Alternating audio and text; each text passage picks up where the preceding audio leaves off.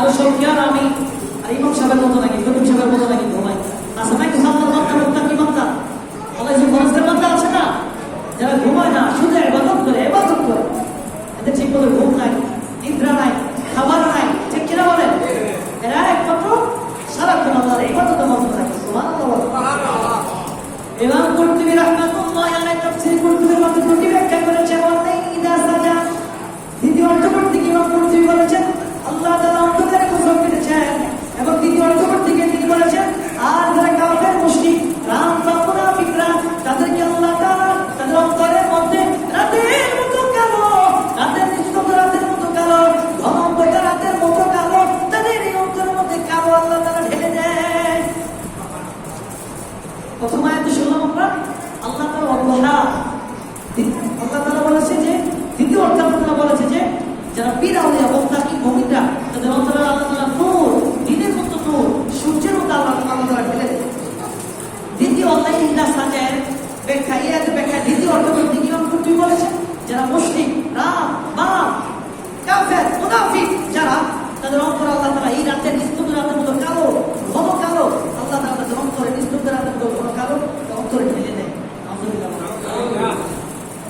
এই জন্য আমাদেরকে কি হতে হবে মুত্তাকি কি হতে হবে ইমানদার হতে হবে পরহেজগার হতে হবে ঠিক কিনা বলেন আমার বন্ধুরা আমার 3 নম্বর আয়াতের মধ্যে আল্লাহ তাআলা বলেছেন মা ওয়াদাআকা রাব্বুকা ওয়া মা ক্বালা হাবিব ও বন্ধু আমার আপনার রব আপনাকে ভুলে না আপনার রব আপনাকে ছাড়ে না আপনার রব আপনাকে ভুলে যায় না আল্লাহু আকবার আবু লাহাবের স্ত্রী উম্মে জামিল একদিন বলতে শুরু করল রাসূলুল্লাহর উপরে 15 দিন যাবত ওহী নাযিল হয় না কতদিন তাফসীরে জালালাইনে ইমাম বখারী লিখেছেন 15 ইয়াওমা 15 দিনের মতো রাসূলের উপরে কি নাযিল হয় না ওহী নাযিল হয় না তাফসীরে জালালাইনে এসেছে মা ওয়াদাআকা রাব্বুকা ওয়া মা ক্বালা এই আয়াতে ব্যাখ্যা করতে গিয়ে ইমাম বখারী রাহমাতুল্লাহ আলাইহি লিখেছেন 15 ইয়াওমা 15 দিনের মতো ওনার উপরে ওহী নাযিল হয় না। আল্লাহ নবী রাহমাতুল্লাহ আলাইহির উপরে ওহী নাযিল না হওয়ার কারণে আবু লাহাবের স্ত্রী উম্মে জামিল বলতে শুরু করলেন আহাব্বা তোমার রব তোমাকে ছেড়ে দিয়েছে তোমার রব তোমাকে ভুলে গিয়েছে নাউযুবিল্লাহ বলে আল্লাহর হাবিব কিভাবে আমি আপনাকে বলবো কিভাবে আমি আপনাকে বলবো কিতাবুশ শিফা বিতারিফি হুকুকিল মুস্তাফা বিশ্ববিখ্যাত শাহরি রিসালাতের কিতাব এই কিতাবের মধ্যে ইমাম কাদিয়ার রাহমাতুল্লাহ আলাইহি বলেন ইদা দুকিরতু দুকিরতা মাই হাবিব আকাশে বাতাসে ধুলুকে ধুলুকে জান্নাতে জাহান্নামে কি লোভ করবে ভগবন্ত যখন আমি আল্লাহ তাআলাকে স্মরণ করা হবে তো সাথে সাথে আপনাকেও স্মরণ করা হবে আল্লাহু আকবার। আবু লাহাবের স্ত্রী উম্মে জামিল বলেন মুহাম্মদ তোমার রব তোমাকে ছেড়ে দিয়েছে তোমাকে ভুলে গিয়েছে নাউযুবিল্লাহ বলেন আল্লাহর হাবিব মা ওয়াদাআকা রাব্বুকা ওয়া মা ক্বালা বন্ধু আপনাকে ভুলি না ওগো বন্ধু আপনাকে ছাড়ি না কিভাবে ছাড়বো কিভাবে আমি ছাড়বো যেখানে লেখা আছে লা ইলাহা ইল্লাল্লাহ পাশে লেখা আছে মুহাম্মাদুর রাসূলুল্লাহ যেখানে লেখা আছে লা ইলাহা ইল্লাল্লাহ মুহাম্মাদুর রাসূলুল্লাহ আল্লাহর নাম লিখতে 12টা অক্ষর আমার নবীর নাম লিখতে 12টা অক্ষর আল্লাহর নাম লিখতে 12 অক্ষরে কোনো মাত্রা নাই আমার নবীর নাম লিখতে 12 অক্ষরে কোনো মাত্রা নাই আল্লাহু আকবার। আল্লাহর হাবিব কিভাবে আপনাকে বলবো ইদা দুকিরতু দুকিরতা মাই হাবিব আমি আপনাকে যেখানে আমি আল্লাহ তাআলার স্মরণ হয় আমি আল্লাহ তাআলার জিকির হয় সাথে সাথে আপনি মুহাম্মাদের জিকির হয় স্মরণ হয় সুবহানাল্লাহ। তারপর আল্লাহ তাআলা চতুর্থ আয়াতের মধ্যে বলেন ওয়ালা সাওফা ইউতিকা রাব্বুকা ফাতারদা ওয়ালাল আখিরাতু খায়রুল লাকা মিনাল উলা হাবিব দুনিয়াতে আমি আপনাকে যে সম্মান দিয়েছি কাল আখিরাতে দিবসে আপনার এই সম্মান এই মর্যাদা আরো বেশি বেশি হবে সুবহানাল্লাহ। দুনিয়াতে আল্লাহ তাআলা আমার হাবিবকে যে সম্মান দিয়েছেন যে মাকাম দিয়েছেন কাল হাসরে কিয়ামতে এই সম্মান আরো বেশি বেশি হবে আল্লাহু আকবার। আল্লাহ তাআলা সূরা দুহা চতুর্থ আয়াতে বলেন ওয়ালাল আখিরাতু খায়রুল লাকা মিনাল উলা হাবিব দুনিয়াতে আমি আপনাকে যে সম্মান দিয়েছি যে মর্যাদা দিয়েছি এই মাকাম দিয়েছি কাল আখিরাতে আপনার এই সম্মান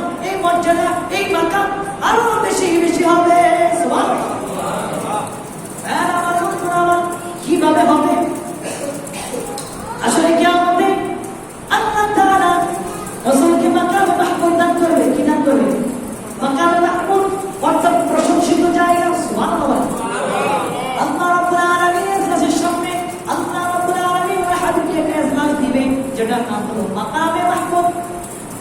ঠিক কিনা বলেন? আসা আন ইয়াবআসাকা রাব্বুকা মাকামান মাহমুদা। আল্লাহু আকবার। আল্লাহ তাআলা সূরা বনী ইসরাঈলের মধ্যে জানিয়ে দিয়েছেন আপনাকে প্রশংসিত জায়গা স্থান আপনাকে দেওয়া হবে। আল্লাহু আকবার। হ্যাঁ আমার বন্ধুরা আমার, আল্লাহ রাব্বুল আলামিন কেমন শান শওকত ইজ্জত জনাব নবীকে আল্লাহ তাআলা দিয়েছে, আমরা বুঝি না, চিন্তা করি না। ঠিক কিনা বলেন? আল্লাহ তাআলা বলে হাবিব দুনিয়াতে আমি আপনাকে কি সম্মান দিয়েছি, কাল আখিরাতে এই সম্মান আরো বহু গুণ হয়ে যাবে। সুবহানাল্লাহ। আল্লাহ তাআলা হাবিবের সম্মান কেমন বুলন্দ করেছেন, উঁচু করেছেন। আল্লাহ তাআলা সূরা আল-কাসর মধ্যে বলেছেন হাবিব আপনার সম্মান আমি সমুন্নত করেছি, উঁচু করেছি। সুবহানাল্লাহ। জালালাইনের মধ্যে ইমাম বুখারী রাহমাতুল্লাহ আলাইহি লিখেছেন ফিল আযানে ওয়াল ইকামাতে ওয়াত তাশাহুদে ওয়াল খুতবাতে ওয়া গায়রিহা। সুবহানাল্লাহ। আযানে, ইকামাতে, তাশাহুদে, খুতবাতে ওয়া গায়রিহা এমনকি সব জায়গায় আমি আল্লাহ তাআলা তার সম্মান সমুন্নত করেছি, উঁচু করেছি। সেই নবীর আগমনের মাস, ঠিক কিনা বলেন? নবীর আগমনের মাস সবচেয়ে সেরা মাস। ঠিক কিনা বলেন? নবীর আগমনে সবাই খুশি, কুল কায়নাত খুশি। ঠিক কিনা বলেন? নবীর আগমনে সবাই খুশি, শুধু বেজার হয়েছিল কে? শয়তান। জোরে বলেন কে? ইবনে তাইমিয়ার ছাত্র ইমাম ইবনে কাসির রাহমাতুল্লাহ আলাইহি বিশ্ববিখ্যাত ইতিহাসের কিতাব আল বিদায়া ওয়া নিহায়া মধ্যে তিনি বলেছেন শয়তান জীবনে 4 বার হাউ করে কেঁদেছে। কতবার? জোরে বলেন কতবার? জোরে বলেন কতবার? ইমাম ইবনে কাসির রাহমাতুল্লাহ আলাইহি আল বিদায়া ওয়া নিহায়া মধ্যে লিখেছেন যে শয়তান জীবনে 4 বার হাউ করে কেঁদেছে। তার মধ্যে অন্যতম একটি হলো আমার নবী, আপনার নবী, দুজন বাদশা নবী যেদিন দুনিয়ার বুকে আগমন করেছে। নবী দরকার নাই, কিন্তু নবী আর বলে সব নবী কিন্তু সব জান্নাতে নিয়ে যাবে। শয়তান বলে নবী দরকার নাই, নবী দরকার নাই, নবী দরকার নাই, নবী চাই না। নবী আসলে নবী কি সবাইকে জান্নাতে নিয়ে যাবে, এই জন্য শয়তান নবী চায় না। ঠিক কিনা বলে? কিন্তু আল্লাহ তাআলা ওনার রাসূলকে পাঠিয়ে আল্লাহ তাআলা তামাম পৃথিবীর মধ্যে নূর জ্বালিয়ে দিয়েছে। আল্লাহ ঘোষণা দিয়েছে ক্বাদ জাআকুম মিনাল্লাহি নূর ওয়া কিতাবুম মুবিন। সুবহানাল্লাহ। আল্লাহ তাআলা বলছেন যে আমার পক্ষ থেকে আসছে একটি নূর এবং ওয়া কিতাবুম মুবিন, আর একটা আসছে কিতাব, তাহলে আল কোরআন, আল্লাহর কিতাব। সুবহানাল্লাহ। হ্যাঁ আমার বন্ধুরা আমার, এজন্য আল্লাহ তাআলা এই নূর দ্বারা বুঝিয়েছেন ইয়ানি বিন নূর মুহাম্মদ সাল্লাল্লাহু আলাইহি ওয়াসাল্লাম, এই নূর দ্বারা আমার নবী আপনার নবীকে বুঝিয়েছে। আল্লাহু আকবার।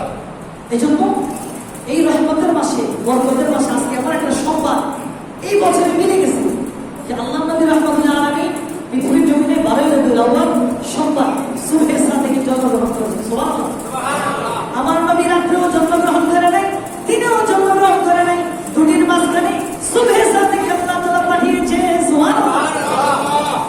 রাতেও পাঠায় নাই, দিনেও পাঠায় নাই, দুই সময়ের মধ্যবর্তী সময় আল্লাহ তাআলা সুবহে সাদিকের সময় আমার নবীকে এই পৃথিবীর জমিনে পাঠিয়েছে। আল্লাহু আকবার। হ্যাঁ আমার বন্ধুরা আমার, কেমন শান শওকত আল্লাহ তাআলা দিয়েছে। আমি আপনাদেরকে একটি ঘটনা শোনাই। আব্দুর রহমান জামি রাহমাতুল্লাহ আলাইহি নবীকে ভালোবাসলে কি হয় শোনেন। আব্দুর রহমান জামি রাহমাতুল্লাহ আলাইহি শরহে জামিল লেখক। আমি ওদের নিচে দাওরা করার আগে শরহে জামি আমি ওদের পড়েছি। শরহে জামিল লেখক আল্লামা আব্দুর রহমান জামি রাহমাতুল্লাহ আলাইহি এবং ফাজিলে বি ক্লাসে আব্দুর রহমান জামি রাহমাতুল্লাহ আলাইহি রচনা করানো হয়, কবিতা পড়ানো হয়। মারহাবা বলেন। আব্দুর রহমান জামি রাহমাতুল্লাহ আলাইহি একজন কবি, উনি রাসূলুল্লাহর শানে কবিতা লিখতেন, নাত লিখতেন, চমৎকার কবিতা লিখতেন। আর বলেন আল্লাহ রাসূলুল্লাহর রওজার কাছে যাওয়ার তৌফিক দেন। আমার তেমন টাকা পয়সা ছিল না, ধন সম্পদ ছিল না, টাকা পয়সা ছিল না। আব্দুর রহমান জামি রাহমাতুল্লাহ আলাইহি এমন একজন মানুষ ছিলেন, নবীর সাথে কবিতা লিখতেন আর তার কাছে দোয়া করতেন, আল্লাহ নবীকে স্বপ্নে দেখান। আবার তিনি দোয়া করতেন, আল্লাহ নবী আমাকে স্বপ্নে দেখা দেন।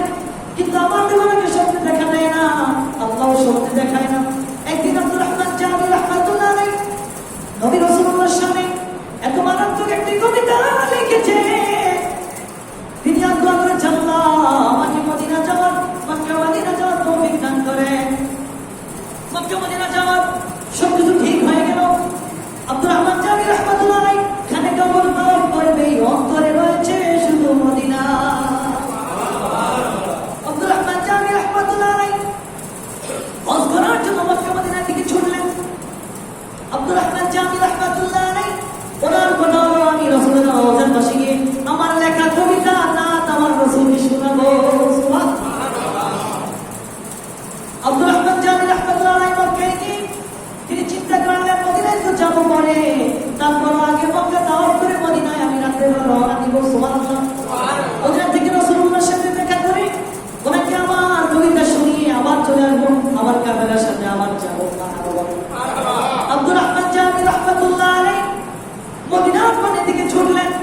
আমার নবী ওই সময়ের গভর্নর, মদিনার গভর্নরকে স্বপ্ন দেখালেন, গভর্নর আব্দুর রহমান জামি রাহমাতুল্লাহ আলাইহি তিনি মদিনার দিকে ছুটছে, তাকে আটকাও।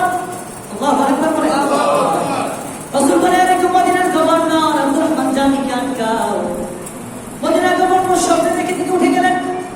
সেনাবাহিনী বলে ওই সময় যেটা ছিল তিনি তা পাঠিয়ে আব্দুর রহমান জামিকে ফিরিয়ে দিলেন, মদিনার পর থেকে ফিরিয়ে দিলেন। আব্দুর রহমান জামি অন্তরে কষ্ট পেলেন, আব্দুর রহমান জামি রাহমাতুল্লাহ আলাইহি বলেন, আমি রাতের গভীরে আবার রাতের অন্ধকারে রজনীতে আমি আবার মদিনা যাওয়ার চেষ্টা করব। আব্দুর রহমান জামি রাহমাতুল্লাহ আলাইহি পরের দিন রাতের গভীর রজনীতে সকল মানুষ যখন ঘুমিয়ে গিয়েছে, আব্দুর রহমান জামি রাহমাতুল্লাহ আলাইহি মদিনা দিকে ছুটলেন। আল্লাহ নবী রাহমাতুল্লাহ আলাইহি বাদশাকে আবার সামনে দেখানো, বাদশা আব্দুর রহমান জামি রাহমাতুল্লাহ আলাইহি তোমার কথা অমান্য করে, তোমার কথা অমান্য করে আব্দুর রহমান জামি রাহমাতুল্লাহ আলাইহি আবার মদিনা দিকে ছুটছে। বাদশা কি করলেন, আব্দুর রহমান জামিকে আটকিয়ে জেলখানার মধ্যে ঢুকিয়ে রাখলেন। পরের দিন রাত্রে বাদশাকে স্বপ্নে দেখানো হলো, রাসূলুল্লাহ বলে, আরে বাদশা কাকে তুমি জেলখানায় ঢুকিয়েছো, কাকে তুমি জেলখানায় ঢুকিয়েছো? এটা আব্দুর রহমান জামি রাহমাতুল্লাহ আমার আশায়। আল্লাহু আকবার। আল্লাহ নবী রাহমাতুল্লাহ আলামিন মদিনার গভর্নরকে দেখেছে, গভর্নর আব্দুর রহমান জামি রাহমাতুল্লাহ আমার আশায়, আমাকে তার জীবনের চেয়েও বেশি ভালোবাসে, আমার সাথে এমন কবিতা লিখেছে, যদি আমার রওজার পাশে আমাকে শোনায় আমি নবী রওজাতে থাকতে পারবো না, রওজা থেকে বেরিয়ে আব্দুর রহমান জামির সাথে গোলাগুলি আর মুসাফা নিতে হবে।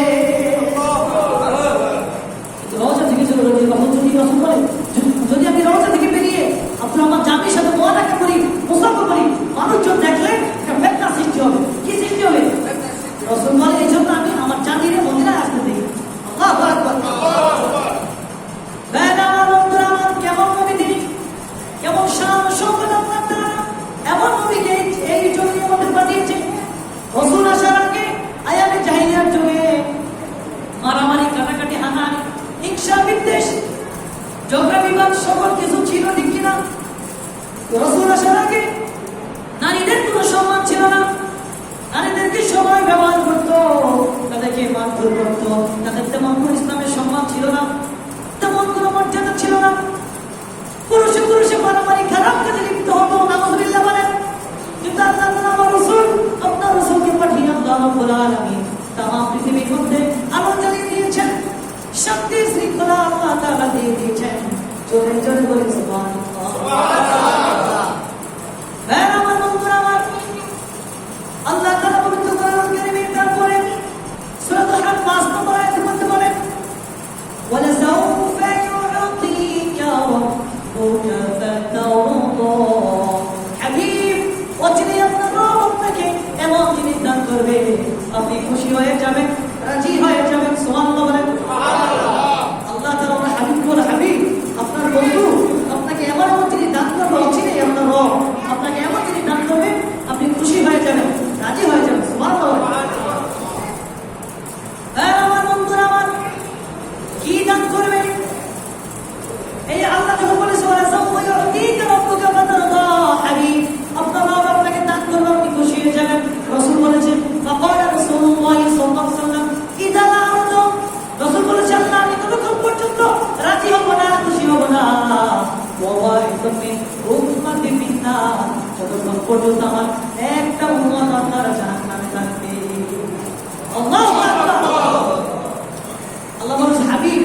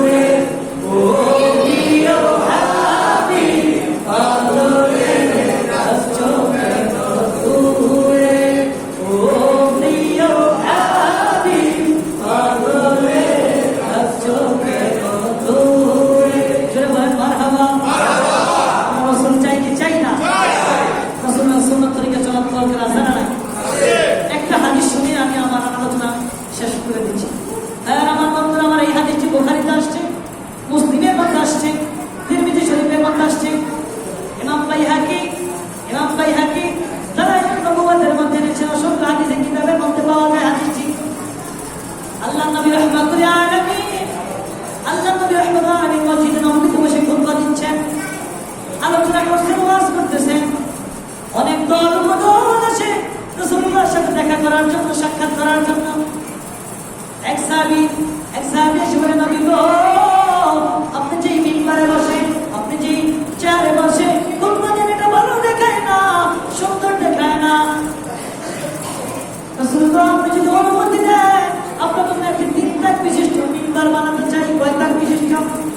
সেটা বলেন, কয় তাক? আমার নবী বলেন, বানাবা? ঠিক আছে, বানাও। আমার নবী অনুমতি দিয়ে দিলেন। পরের জুমায় যথার সময় মিম্বার চলে আসে। আমার নবী বলেন, সাহাবীরা রে, ওরা খেজুর গাছটা মসজিদ নববীর এক পাশে রেখে দাও, আর কাঠের মিম্বারটা দিয়ে দাও। আমার নবী কাঠের মিম্বারে বসে, চেয়ারের মধ্যে বসে আমার নবী খুতবা দিতে লাগলেন, আলোচনা করতে লাগলেন, ওয়াজ করতে লাগলেন। হঠাৎ করে কান্না গায়ে শোনা যায় রে, মসজিদ নববীতে গুনগুন কান্নার আওয়াজ শোনা যায়। গুনগুন কান্নার আওয়াজ শোনা যায়। আমার নবী ডেকে বলেন, সাহাবীরা রে, তোমাদের মধ্যে কে কান্না করে? সাহাবীরা ডেকে বলে, নবী গো, আমাদের মধ্যে কেউ কান্না করে না, আমাদের মধ্যে কেউ কান্না করে না। হঠাৎ আমার নবী কান্না গায়ে শুনে রে, কোন সাহাবী কান্না করে না, কান্না করে মরা খেজুর গাছ। আল্লাহু আকবার। আমার নবী ডেকে বলে, খেজুর গাছ রে, তুমি কেন কান্না করো? খেজুর গাছ ডেকে বলে, নবী গো, ও প্রাণের নবীজি, আমি আপনার সংস্পর্শে ছিলাম দীর্ঘদিন,